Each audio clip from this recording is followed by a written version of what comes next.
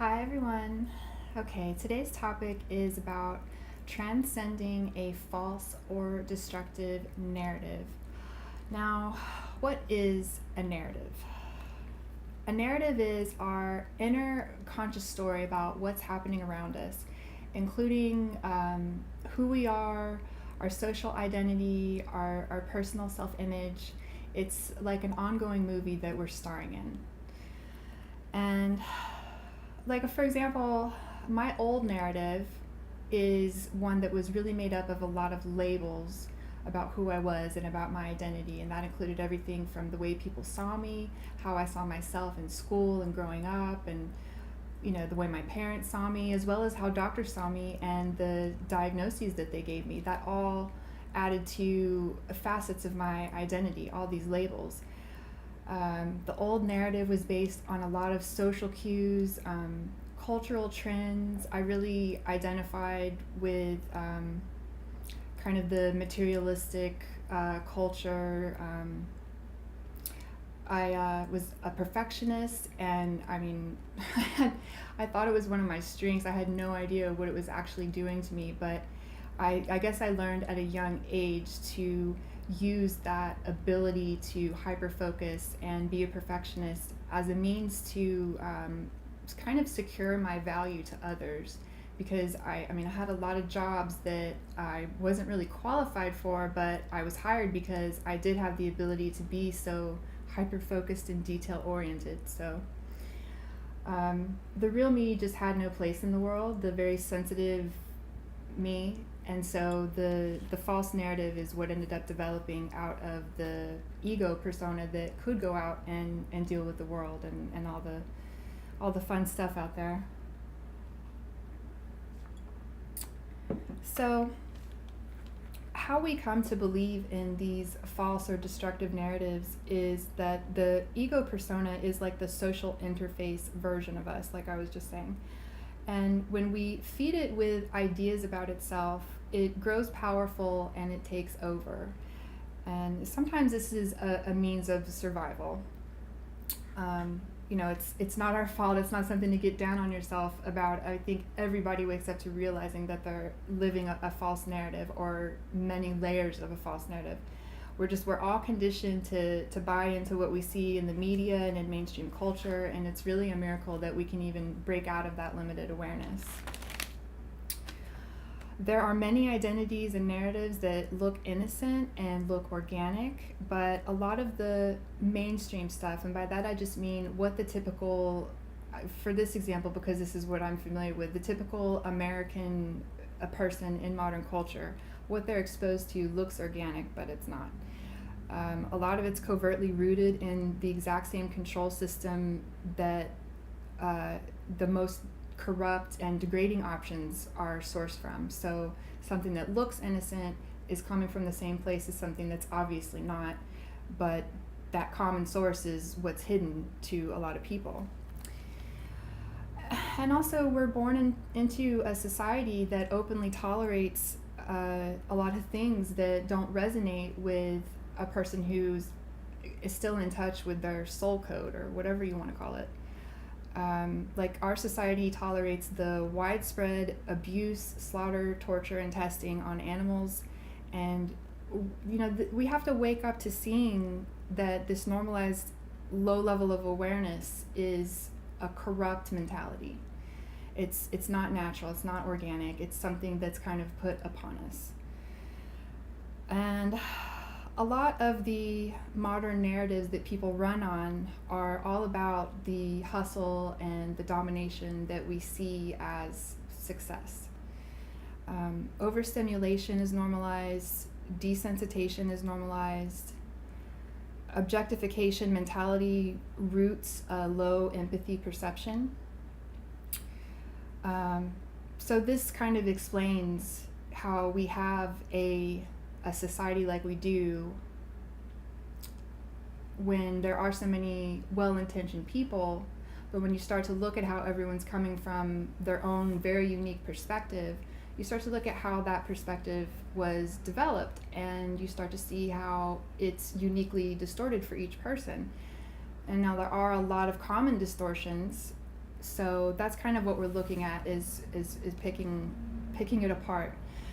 Um, so social identity, persona, ego, narrative, they kind of blur together sometimes. The social identity, for some people, that's who they are. And for others, the social identity is an entrapment of the soul. Those are, two different perspectives, and then there's lots of layers in between. Now I'm going to say some things here that might be, I don't know, people might not agree with, but this is just an observation. It's not a judgment. I've been on both sides of these perspectives, so these are just observations.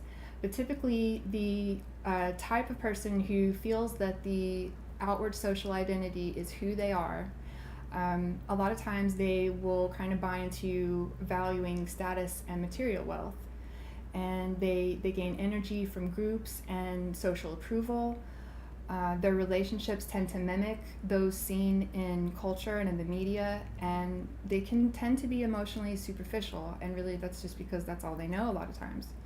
And they do tend to thrive in modern society, so they a lot of times have the appearance of success or even happiness and balance, and even someone who appears to be a very spiritually connected person can still be locked into this, materialist ego persona, because it is such a trend right now to be spiritual.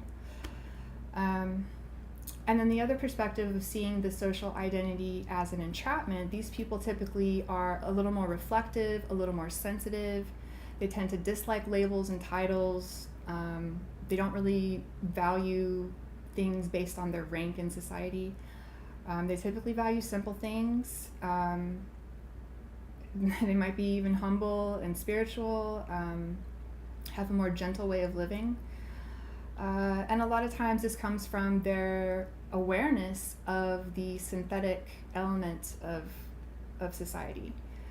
And they're kind of just over it when it comes to doing things the normal way. So let me give you some examples of false narratives. And again, these are, they're not all stories. Some of them are kind of aspects of social identities or personal identities. But an obvious example would be like a teenager. A teenager lives in a lot of false narratives about the world and about who they are. And I'm talking about just the typical, modern time, stuck in their phone, stuck in their social life teenager. So their ideas about the meaning of everything, it just carries all of this. I mean, it is distortion, but it's kind of innocent because they're learning to navigate, they're learning to, find their own resonance, their own discernment. That's, being refined as they, learn from mistakes and learn from miscues, and they see how they got the wrong idea, and you have to learn from your mistakes, and teenagers go through a lot of it. But while they're going through this, they're so emotionally charged and wrapped up in their life, and if you can imagine that, then you've already got a really good idea of what it's like to be locked into a false narrative. And adults still tend to be locked into narratives, and the problem is that there's not an acknowledgement of this, and there's no language about recognizing it in others or in yourself. So we're all kind of like blind in a way. I can't really think of the right word. So other obvious examples of being stuck in a false narrative are people that are like religious fanatics, and they're really blocked off from the true nature of spirituality, which is your compassion awareness and your compassion for all life. You're not using this idea of some religious belief or dogma to justify going against that natural soul code of living compassionately. Also, like racial supremacists and people like that, they're living out a false narrative that they've just been fed, and then through their choices they've upheld it, and so it is their reality, it is their truth. Some less obvious examples are just the little facets of the roles that we play, and that could be something as simple as like the role of being a wife. And then a more complicated, layered version might be the pastor's wife, and that's a very kind of public position. So others would be like a role as a manager, boss, and valuing work over interpersonal relationships or over your own family, over your health, being the champion, or being an oppressed or marginalized person, identifying with your illnesses or your setbacks. Being elderly or senior and thinking that the only life you have to live is what you see in these commercials for pills to take, in your aging days. Just very limiting ideas about what our elderly community has to offer and the quality of life that is available to them. Inauthentic sexuality and gender roles, there's a lot of pressure from the culture to pick a label, like all these gender identifiers on Facebook. I don't know if that's still current. I heard about that a couple years ago. It's kind of putting pressure on kids, and adults, but kids who really shouldn't be pressured to figure these things out, to put a label on themselves, to have to decide, like, I identify as this, I am sexually attracted to this, like, what are we doing here? But this is, it's a perfect example of how these false ideas about reality and about ourselves are just so widely available that, that's really why we will pull out and then really wisely choose, selectively choose what to bring back in as far as pulling from culture. Other false narratives, being defined by the media, being defined by society's approval, living from a materialistic viewpoint, a mentality of superiority or inferiority, family traditions, family legacies, the desires and expectations that parents put upon us. People can live out their whole lives feeling trapped into this, especially if their parents have put them through school and they've just invested so much of their life into a path of a certain career. A lot of people just feel totally trapped in that, can't imagine breaking out of it, and that's a mentality. It's a false narrative that there are no options and that they are not a lovable human being if they change their course. Living from an obligation to please others who don't have your best interests. A childhood experience of trauma or neglect can bring about distortions that kind of make us turn into low self-worth people pleasers, and so we forget how to just know our self-worth and not gain it from the approval of others, the affection of others, or anything like that. Identifying with illness or incapacitation. The mentality of non-participation and non-responsibility in your own health. I mean, that's a false narrative that you just go about your business with, no consciousness of it until you get sick and need the doctor, and then let the doctor tell you what to do and decide for you. Identifying as a sex object, which that's something that the media and culture really put on our young people, that they come into this world, and that's the images that we're surrounded with is what's providing our sense of the world that we live in. And people that don't live in America, when they come here, they're shocked at the porn that we are bombarded with. And I gotta say, as a child, when I started noticing it, I was shocked too. I was deeply disturbed and recognized it immediately as a violation of the beings that we are. Another false narrative, staying in the wrong job, relationship, or circumstance because we haven't sensed or faced our inner discordance. We haven't let go of the identity or the idea that we can't just change something without an external catalyst or without approval, without permission. That's something that a lot of people are locked on, is they feel they need permission to just start taking control of their own shit. being in a job that contributes to injustice or inhumane treatment of humans or animals, and telling yourself that you're just doing your job, that's a daily practice in disconnection, and that's living a false narrative. And these are all just my opinion, by the way, so take it or leave it.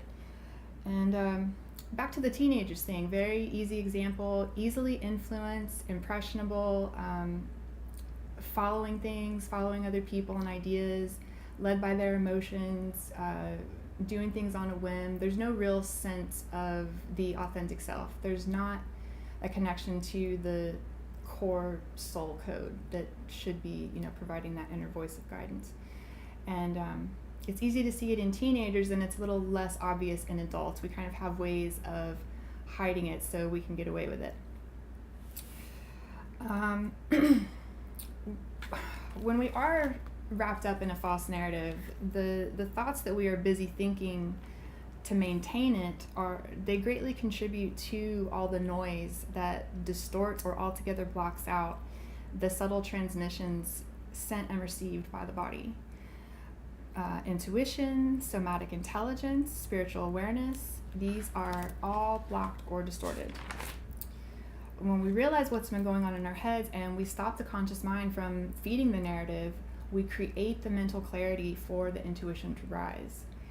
Natural knowing or remembering can occur. We perceive something for what it is, finally.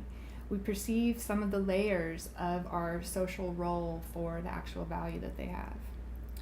And when we can see something for what it really is and let the weight of the meanings that we've attached to it fall away, this is a huge relief on our entire system. We stop being lost in our heads and we stop being lost in our story. When we misidentify with our social identity or the ego persona, our reactions to everything are carried out by that version of ourselves. Choices and actions are based on maintaining the narrative.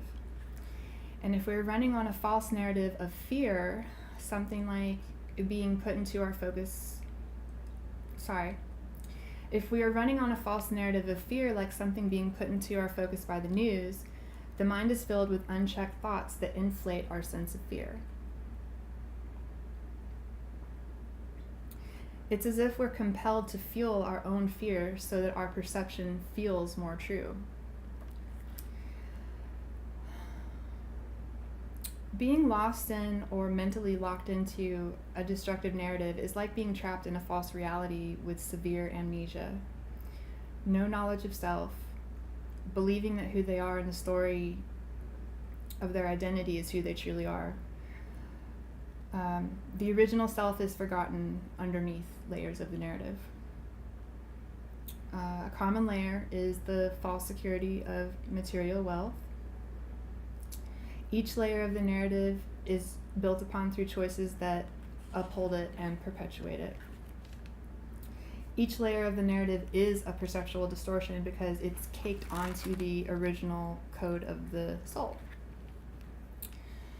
And not all, but a lot of the guidance received in conventional mainstream therapy tends to lead the person away from investigating the validity of their perceptions. The inner narrative isn't acknowledged at all.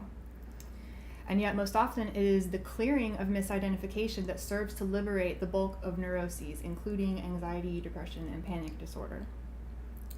It's this misidentification with the social identity that can emotionally or mentally polarize us, throwing us off balance and pulling our body out of balance too. It's when we remember who we truly are that sparks the awareness within. And in silencing the narrative, we begin to hear the voice of knowing. In higher awareness, there is less polarized emotional meaning attached to external or material circumstances. Energetic circumstances matter more. Internal resonance is a priority. I want to talk about spirit consciousness for a minute. For people that aren't particularly spiritual or don't use these terms, I just want to clarify what they mean to me so that there's a clear communication going on. For me, spirit consciousness is like a perceptual awareness which is innately sensed and understood within. Spirit consciousness reveals that which cannot be verbally conveyed without some level of deterioration of its full essence. We receive or perceive the essence of spiritual consciousness through our subtle senses, our intuition, somatic intelligence, all non-conscious awareness. By the time it's rationally interpreted, we've used language to give order to our feelings and sensations, and it's degraded into a mechanical, spatial representation.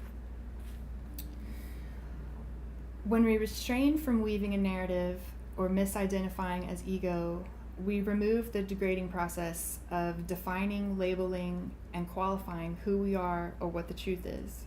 And the truth is allowed to be itself for once.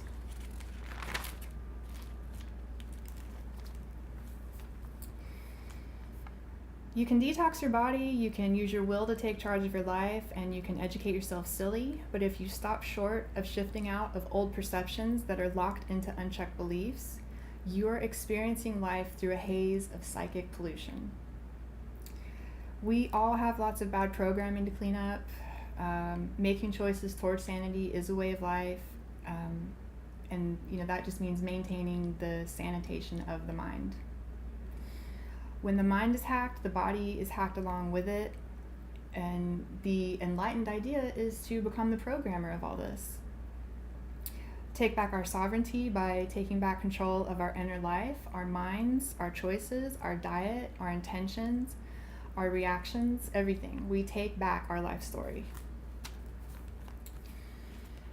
And what does it look like when you have cleaned out your false narratives and you've got your sanitation of the mind happening for you?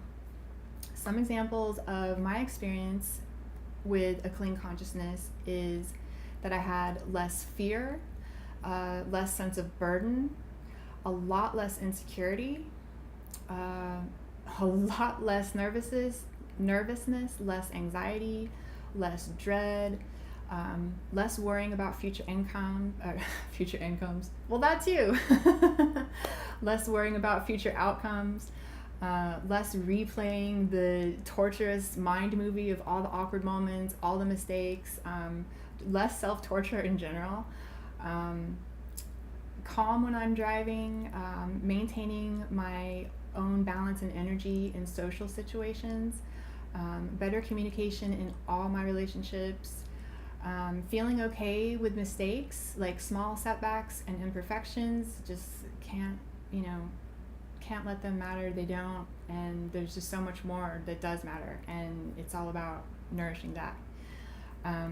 Feeling more capable in making choices around the stuff that I can change, and feeling a lot more at peace about the stuff that I can't control or can't change.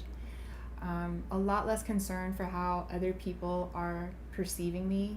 My old way of figuring out how to go about doing things was to run it through everyone else's head and imagine what they would say about it. And oh my God, what a terrible way. I had no idea that there was another way. So now with the clear consciousness, more ability to be present with people. I'm not writing that narration about what's happening. I am in the moment. I'm more connection and just a lot more good energetic exchanges. And you may be wondering, if I clean up all of my false narrative and my social identity, like who am I really? What's left? If I'm not Casper Lynn, if I'm not a wife, a photographer, a white chick in Miami, what am I? And this is my advice if you are interested in answering that question. The answer is found when you stop everything and just observe. Go inward and observe. And when we're willing to actually stop everything and just observe, what we find is the stillness within. A great book that really lucidly illustrates the concept that when what we are is this stillness and awareness inside is a book by Gangaji, and I've mentioned her before. And I've got several of her books, but this one is called The Diamond in Your Pocket. And it's amazing. I love her. She's got lots of videos. Her voice is incredibly soothing. I will tune into her a lot of times if I can't get into a project, but I've got to go do something in an hour, and I'm already ready to go or whatever, and I just want to suck in some good energy and refresh that really clear mentality, really get back connected to that awareness. I'll watch a Gangaji video, or I'll pick up one of the books and just read a few pages, and it just reminds me of what I already know. And that's what we're trying to get in touch with, is really what we already know. As we let go of the external hustle and get still with ourselves, we learn to access higher, more authentic awareness. Our new perceptions begin to tilt the conscious mind back into balance, away from any false narratives and out of any false realities. We break our destructive cycles with our free will. We take responsibility for our choices, for our reactions, and even for our emotional state. What? Yes. We let it become second nature for the conscious mind to examine our narrative for non-resonance, and we shake off the old false realities. So let me tell you about some truth-based narratives. We've covered 100 examples of false narratives. Truth-based narratives are pretty simple, and your narrative can be that I'm a mother and I'm raising children and I'm nurturing life, and as simple as that. I breathe, I live. I just walking in compassion is really the only narrative that is at my core, and then the layers that are on top of that are just for social functionality and just what I'm doing with my time here. So these might sound, I don't know if they'll sound like they're narratives, but this is what I come up with. Being dedicated to a higher purpose, like raising children with intention, or expanding knowledge, expanding awareness so you can live your best, healthiest life. Being dedicated to contributing creatively and wisely to building a more authentic culture, a more organic culture. Just being someone with integrity, just walking in love, being a transmitter of good energy, and being an artist of love. And I love that because I used to wish that there existed such a thing as just your life being your art, and everything that you did with your words and your energy and just how you contributed, that it was an art to you, an art of compassion and love. So yeah, just narratives are really best when kept simple, and when they do have to have a lot of layers because of just social functionality, we clean it up by just regularly examining it and checking it for non-resonance, for things that don't resonate with our truth.